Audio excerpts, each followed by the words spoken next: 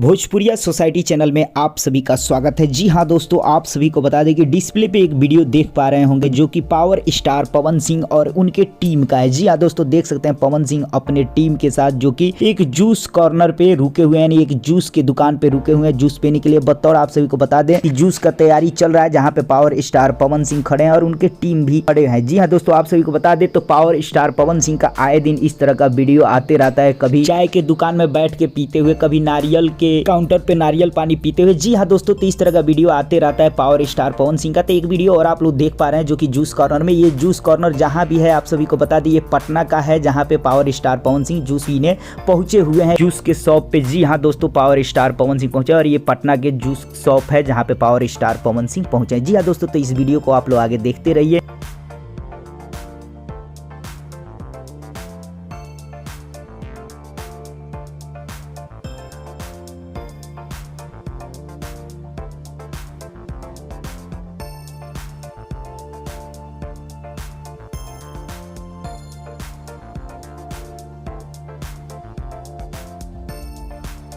तो दोस्तों, आप लोगों को ये वीडियो कैसा लगा कमेंट सेक्शन में बताएं। चलते चलते वीडियो को लाइक करें, ज़्यादा से ज़्यादा शेयर करें, चैनल को सब्सक्राइब करते हैं और घंटी पे दबाना बिल्कुल ना भूलें।